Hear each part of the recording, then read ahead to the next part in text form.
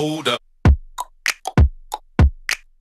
Hey guys, it is Tristan with Nerdouts Newsstand, and today we are going to tackle two different subjects, both related on the same thing.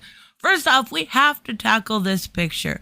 I talked about it a little bit in my solicitations, and I think for the most part, we're pretty unanimous with, yeah, this is cringy. This is really cringy, Tom Taylor. You took it to a whole new level. Now, I've defended Tom Taylor. I've defended Jon Kent coming out as bi. But I want to talk about why this doesn't work in comics. Now, in storytelling in different venues, maybe. Or you could do it with some sort of allegory. But why this actually doesn't work in comics. And then I want to talk about the agenda at DC. I did a video the other day, and I had a comment from Leo basically saying, I can answer this with the title to another video. It's time to start admitting that DC has an agenda. And that's right, but I think you'll be a little surprised at what that agenda actually is. So stick around. I will convince you by the end, I promise you. But if you're new to the channel, all that, subscribe, like, comment, fun, BS. Don't forget tomorrow is DC Fandom. So I will likely do a video about it, but I'm going to live stream on Sunday, and that is going to be the main subject. But let's get right into this wonderful, wonderful picture by Tom Taylor. Okay, it's not by Tom Taylor, but the writing is by Tom Taylor. Now, this cover is obviously for Superman, Son of Kal-El, number 7. First off, I want to point out a few things. The art's not bad. There's nothing wrong with the art. I believe it is by Bruce Timm. I'll have to look before I edit, but that is who is doing the art on the book. Now, from what we see here, we have school strike for climate.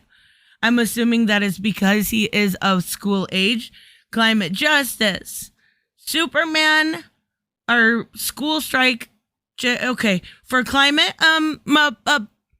apparently Jake cannot spell. We have make Earth cool again. All right. Okay. So a Trump thing, save our something. Yeah, okay. The one I really want to point out to you here is there is no planet B. Now, we're talking about the DC universe, correct? We can all agree there's nothing political about the statement that I'm about to say. We're talking about the DC universe and not the real universe. There absolutely is a planet B in the DC universe. There absolutely is. There's an omniverse now. That is a big reason why this absolutely will not work. 2, I want to add here, Tom Taylor, you wrote deceased. You actually evacuated the entire planet that was left at that point and sent them to planet B. Think things through before moralizing. And there is going to be a little bit more on moralizing here in a minute. Think things through.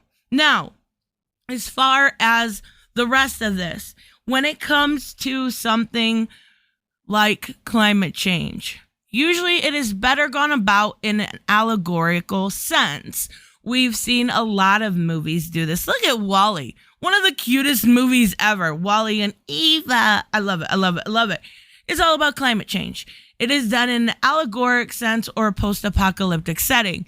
It can be done in sci-fi. It just takes a little finesse, and that's where there is none here. Now, I said this before, I think even earlier today. With something like climate change in the DC universe, we could have Mr. Terrific or Batman make up a contraption that would fix everything. It's comics. There's a lot of time that doesn't explain why something is happening or why Batman has a new job or a new, a new gadget. The only good explanation is because comics, right?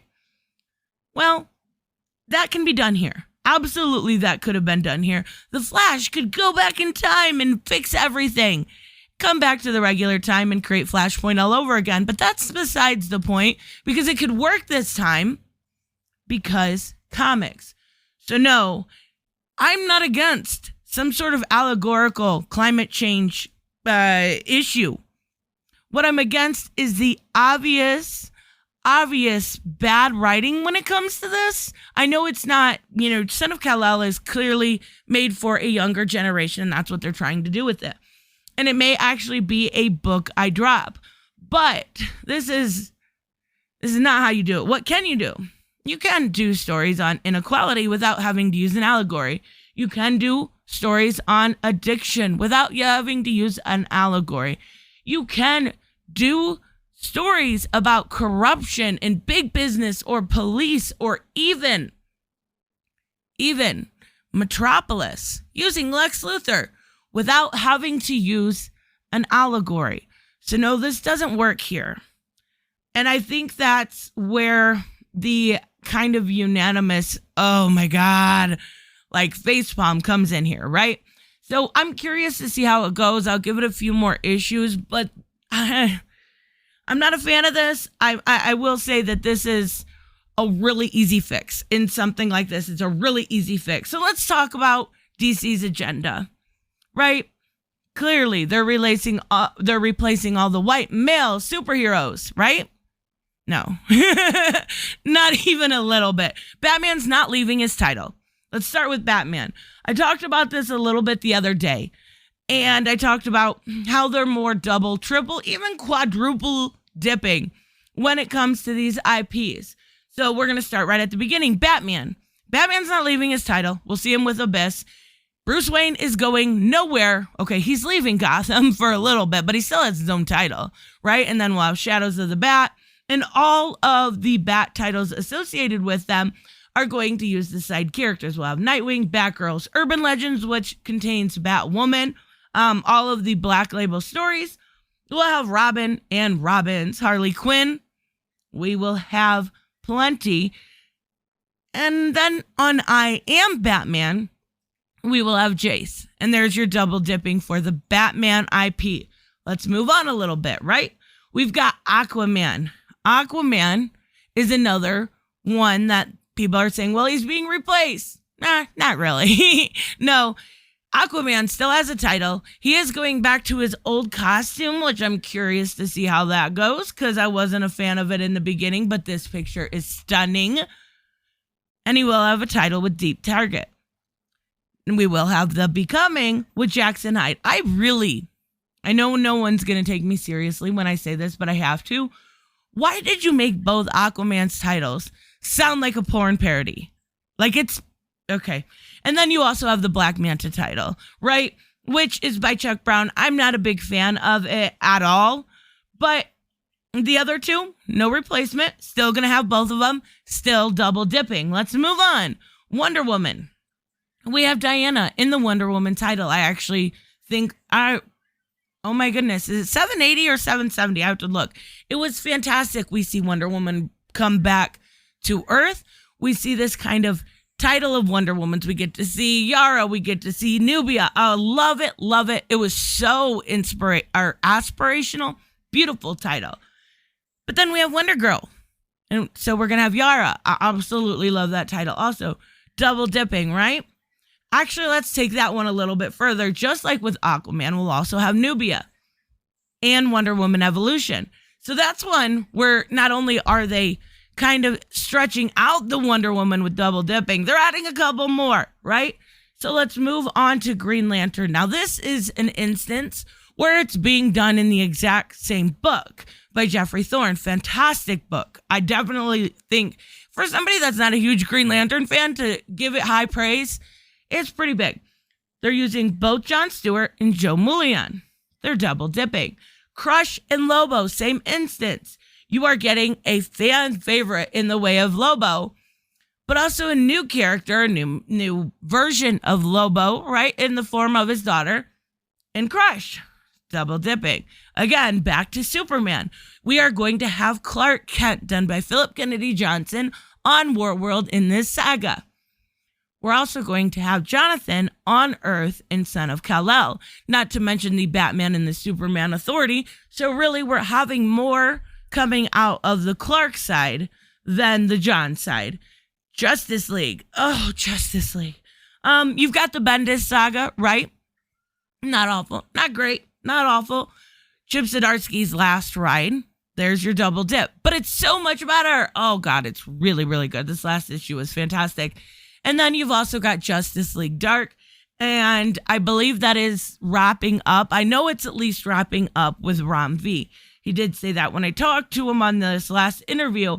But I'm curious to see if they'll take it. I hope they bring back Justice League Dark. By the solicitations, it looked like there might be something with Flash. I don't know. We'll have to wait and see. So Swamp Thing, another version of this kind of double dipping theory. Oh my God, you guys are going to be so sick of me saying that by the end of this video. I apologize.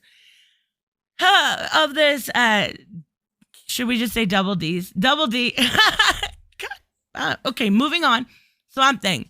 We have Levi Kamei coming back in season 2 of Swamp Thing by Ron V. Beautiful title, amazing. I've talked how much I love this title before. But if you want Alec Holland's version of Swamp Thing, that's fine. There's a Black Label book by Jeff Lemire that is going to be coming out also. Suicide Squad. They are also doing the same with that. It is not just the mantled positions that they are doing double duty. I don't like saying duty. It's a gross word. So it's happening with every single one. So what's the agenda at the end of the day? Oh, Teen Titans. I almost forgot about that one. We've got Teen Titans, Academy, and United. All of these have a very similar kind of theory or kind of thing here, right? All of the newer, you've got Jace, you've got Jackson Hyde, you've got Yara, you've got John, you've got Justice League Dark. All of these are, well, Justice League Dark, not so much. You've got Levi Kamei. A lot of these are made for a younger audience while they're still keeping their older fans happy. So what is the actual agenda in all of this? It's capitalism. It's capitalism. It's exploitation of an IP and making it bigger than what it is by using multiple mantles upon that exploitation. It's capitalism at its finest. It is DC trying to push out as much as they can for the widest variety of audience that they possibly can. It's not a bad idea, even for that older audience. Again, you've got Batman 89. Don't personally recommend it, but if you enjoy it, that's wonderful. Or Superman 78. That one I do like. Robert Venditti. Oh, chef's kiss. Love him. But it's capitalism. It is what capitalism creates in exploitation of one small idea of Batman and giving it to every single audience you can possibly think of. There's actually nothing inherently wrong with that. It's a business wanting to make money. So let me know, of course, what you guys think about that. I also will be doing a video, a more in-depth video when it comes to a lot of the kind of BS that goes around, right? That saying, basically, why are comics change? Why is comics change? I want to talk about that. I have some of a Stanley soapbox I want to share when it comes to moralizing, how I'm talking about all stories need some sort of moralization, whether it is on race or creed or anything. And I want to talk about that. I want to talk about some of the older stuff I found, but that's a more in-depth video. It probably won't come out till next week. Keep an eye out for it. I will see you guys in the next one. Bye-bye.